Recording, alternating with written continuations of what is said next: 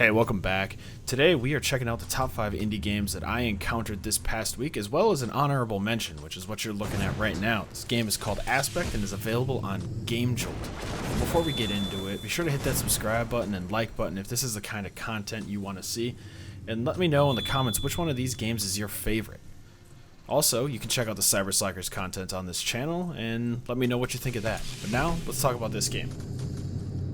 So Aspect is an endless runner that has these crazy graphics, and I had a ton of fun playing it. The audio is great, the gameplay is simple, but it's smooth, and it's pretty fun to play. I encourage you to check out this game if you're just trying to kill a little bit of time, or you really want to check out a good endless runner game that's put together pretty solidly. The only thing I recommend is having a good system. My system could only run the intermediate graphics, and I have a pretty decent computer, but there is a potato mode that'll let you run this if you don't have a great graphics card.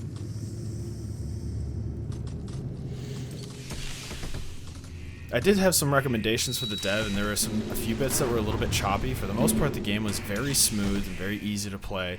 If you guys want to see the full gameplay of this, it is coming out later today, so be sure to tune in later tonight to check it out.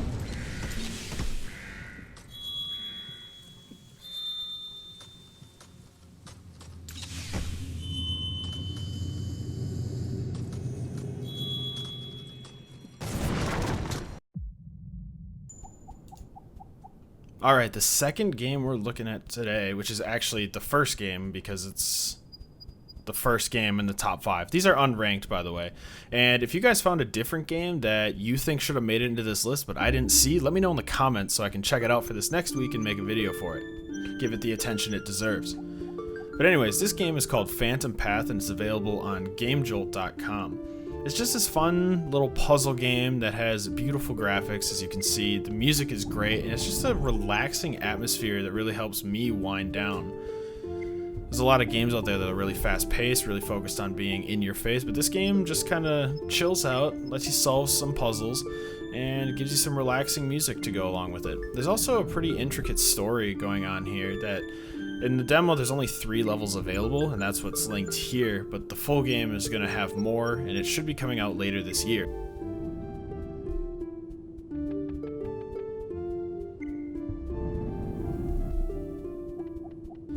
I did notice in this game that some of the puzzles seemed a little bit tedious.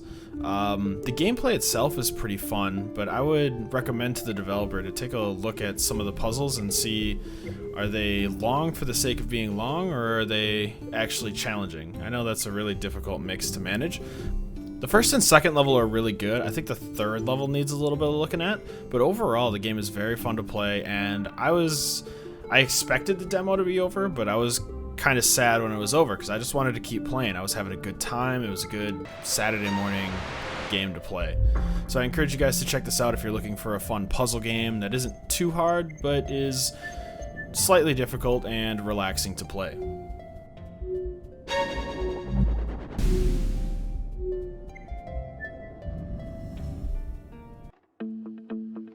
Alright, game number 2 is called Dreamer Prolog. Now, you might notice a theme with the games today, and I'll let you try and figure it out. Let me know in the comments if you figured out what today's theme is. But this game had some very unique gameplay, and you can kind of see it here. The game is all about modifying pseudocode. It's kind of like Inception. You're in a game, And I think that's a very interesting perspective to try and pull off, and I think this game is doing it pretty well with its cutscenes and its storytelling. The gameplay is also pretty fun. I like the idea of modifying the pseudocode as you're playing and it affects the game that you're in. I think that's very unique, and this is kind of redundant, but I haven't seen any other game try and do this. If I'm wrong, let me know so I can check it out.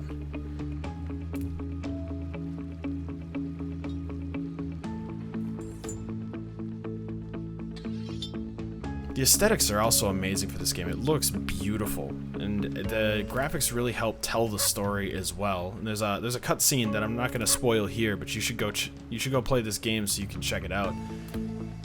It's really tells this somber story that's going on, and it's kind of, I don't know what to take away from it just with the gameplay that I've played. So if you guys want to see the video of me playing it, check it out. It should be coming out in a couple hours after this video, and you can let me know what you're thinking more there as well.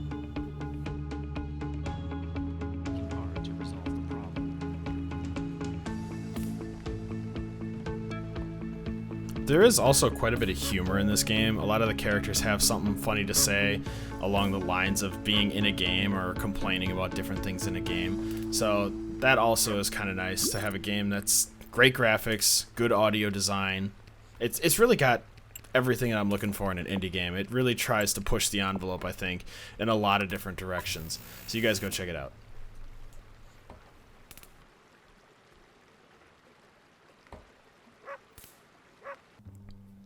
Alright, game number 3 today is called Timeout, and it's available on itch.io.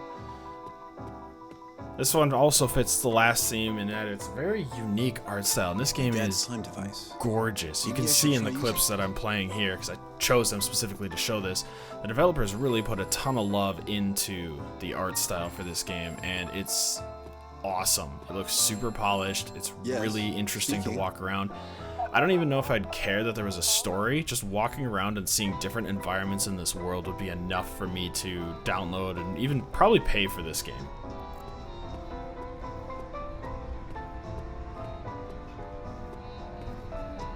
The concept is also really cool, and it feels like a commentary on modern society, which I don't know if that's a great thing right now, but I think the game does it in an intriguing way. There's a movie like it that the name of it escapes me, but you guys should go check this out. There's multiple endings, I believe, so you got to keep an eye out for ways to influence things or what to try and work around. I will say there's a combat system in this game, and I do think it needs a little bit of work, but that's really the only complaint that I have, and it's a game that's not really designed to be focused around combat, so I think you can be forgiven for a subpar combat system. I'm not going to show it here because the combat took place for like 10% of the time that I was playing this game, and I played it for, I don't know, half an hour maybe. So why don't you guys go to itch.io, follow the link in the description for this game or any of the other games, and let me know what you're thinking there. And if you guys are liking this video, be sure to hit that subscribe button and let me know what you're thinking. I know I'm telling you guys to put a lot in the comments, but I'm just giving you suggestions if you're thinking about writing a comment, or just say hi. That's totally fine. Alright, game number 4 is called Beasts of Moravia Island. They say it in games, but it's hard for me to pronounce that. It's hard for me to say that with my thick Midwestern accent. But now this game is super interesting and fun to play because it's just a casual safari game is what it feels like. And I really like that I haven't played a game like this where you just run around taking pictures of stuff, and I had a lot of fun. It's not a game I would normally pick up if I saw it on the shelves at the store, but it's free on itch.io, so go check it out. You might actually surprise yourself. I know I did.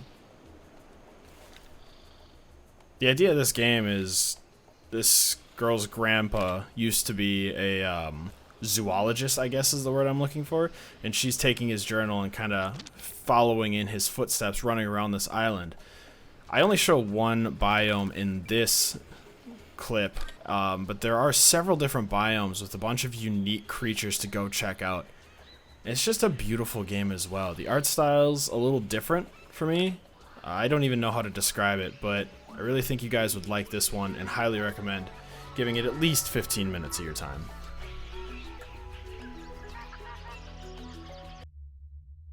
Alright, and the last game, and this one is my personal favorite this week, My Beautiful Paper Smile. The art style here really blew me away, and when they really take advantage of the depth of field, it really shines. It feels 2D in some spots, but then in other spots, it feels like the environment is actually there. The immersion is done really well, and I had no problem putting myself in the shoes of the character, which is really hard to do, especially in such a different art style, so I really have to applaud the developers on this one. They did a really nice job.